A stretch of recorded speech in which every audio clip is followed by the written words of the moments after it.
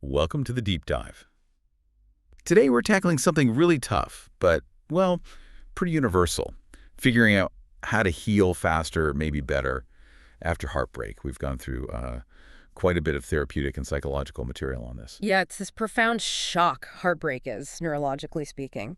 But nobody really hands you a roadmap for recovery, do they? No, not at all. So our mission today really is to get past just passively, giving it time. We want to find those solid, evidence-based ways to actively rebuild.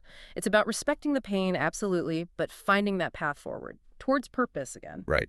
And the sources actually laid out this pretty clear structure. We saw 5 core themes emerging: radical self-honesty, empowered mindset, intentional environment, practical skill building, and that purposeful forward momentum. So let's start right where most people are initially stuck, this waiting for some kind of answer or explanation. Yeah, and what's fascinating there is the psychology behind denial. It's not just being stubborn.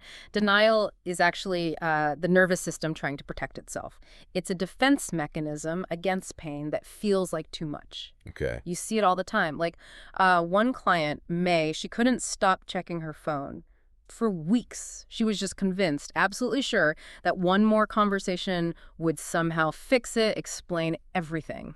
Clinging to that hope. Exactly. Clinging to that external possibility is the brain just resisting the awful reality of the situation. Okay, so if we kind of accept that the other person, they're probably not going to give us that magic key to feeling better, where does closure actually come from? Well, this was a really strong point in the materials. Closure is almost entirely an internal thing. It's that moment, maybe quiet, maybe not, when you finally land on, okay, I might never fully get why this happened, but I don't need to understand it anymore to move on. That feels huge and empowering. It is. And that focus on facing the truth, that takes us straight to that first theme we mentioned. Radical self-honesty. Exactly. So is there a practical way to cultivate that internal clarity? Yes, there's a really helpful exercise called the gentle practice of reality, and it's crucial because it sort of sidesteps the emotional overwhelm.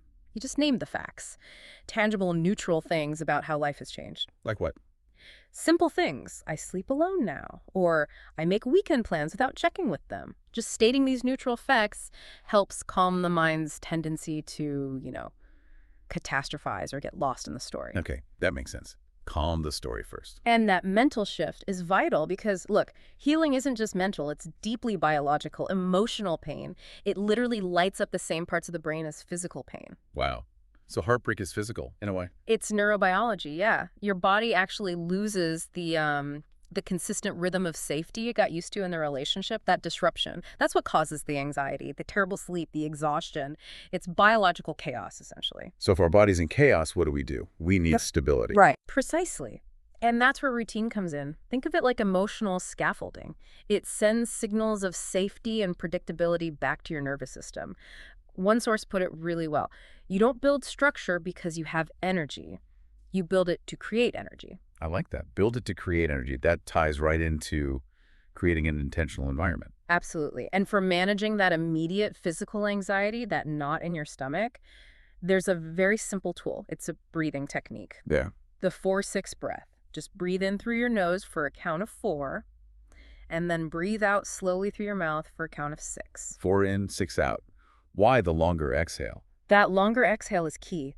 It directly stimulates the vagus nerve, telling your body to slow down your heart rate. It activates the parasympathetic nervous system. That's your rest and digest or recovery mode. You can literally switch it on. That's powerful. Okay, this brings up another big question, I think. Okay. What exactly are we grieving? Is it the person or something else? That's a crucial distinction. We need to look at attachment versus authentic love. Explain those. Okay, so attachment in this context is often the nervous system clinging to a familiar pattern. It can be rooted in dependency, that feeling of, I need you to feel okay, to feel safe. Right? Authentic love, on the other hand, it's built more on presence, on conscious choice, mutual growth. It comes from a place of, I choose you because I already feel safe within myself. But wait, isn't some attachment like interdependence healthy in a relationship? How do you spot when it's that clinging pattern you're talking about? It often comes down to safety versus intensity. We mix those up a lot. The Yeah. sources mention clients like Mason who confuse that feeling of instability, the constant longing, the up and down. They confuse that with passion. with intense love. So mistaking drama for depth? Sort of, yeah. So if you find yourself missing the pattern, the chase, the anxiety, the relief cycle, maybe more than the actual person themselves, Hmm. you might be grieving an attachment pattern or an attachment wound.